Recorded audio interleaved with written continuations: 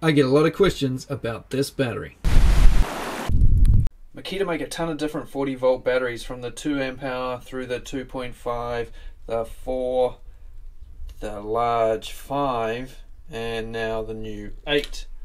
The 8 is a monster when compared to the other batteries. With all these different sizes of batteries, does that cause problems when you're trying to fit batteries on tools? Well, obviously these are going to fit on everything pretty darn good, but what about these bigger two? These two batteries are sort of high capacity. They have an F in the name. If you've got a battery with an F in the title at the end of the model number, that means it's basically a high capacity battery. These two batteries have 20 cells in them. These three only have 10. So in this video we're quickly going to go through some of the tools that these batteries may not fit on, concentrating mostly on the 8 amp hour. How many tools does this fit on? How many tools does it not fit on? And why don't they fit? I tend to always have a 2 amp hour battery on this blower here, but does the 8 amp hour fit? Of course it does, but this battery weighs twice as much as the actual tool, so she's pretty cumbersome now. Pretty sure it'll be all good on all the other pistol grip style tools as well. Let's take a quick look. So far so good. What's next? Edge trimmers. No wuckers. Grinders. Sweet ass. Miter saw. All good. What about this one? Fantastic. Oh yeah. Power head?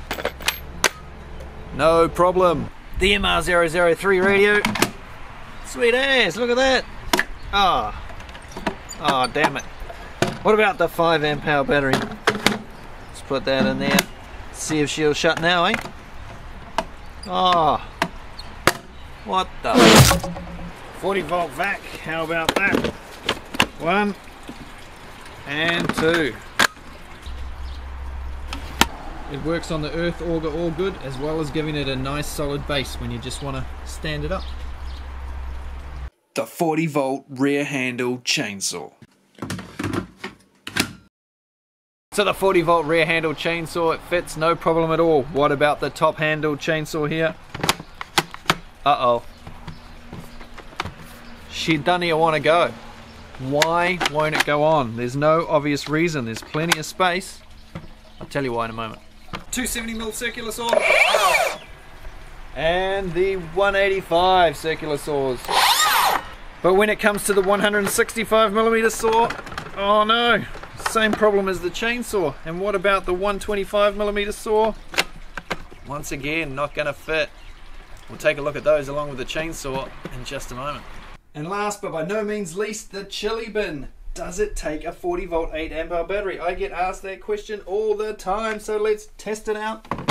Yes, it does, but of course, it'll take 2 batteries. So that is a lot of cold drinks. So why won't this 8 amp hour battery fit on this top handled chainsaw? Well, I'll give you the physical reason and then we'll maybe try and extrapolate why they would do this. Let's take a look at the rails on these tools. This is the 2 amp hour, this is the 2.5. By rails, I mean these two things on the side here that slide into your tool. Now the 2 and the 2.5 are the same, identical. When we move on to the 4, you'll notice they're the same width, but can you see there's a little ridge of plastic on either side of the rail there, and there's also ridges on the outer side of the rail. When we move up to the 5, things change quite dramatically. This is now substantially wider. The rails are wider than they are on the 4, the 2.5 and the 2. So we look back down at the 4, quite narrow here. Look at the 5, much beefier. Chamfered off on the side there. We've got a square there that isn't present on the previous 3, and when we look at the 8, that square is present on both sides. The left and right rail both have a square ridge. The 5's only got it on one side. Not present there, just there. We've got 4 different sorts of rails here. So why is that? And what makes them fit or not fit on your tools? When we look at the battery connection points on our tools here, we've got a drill, an impact driver and a blower here. They all have this little plastic tangs on the side.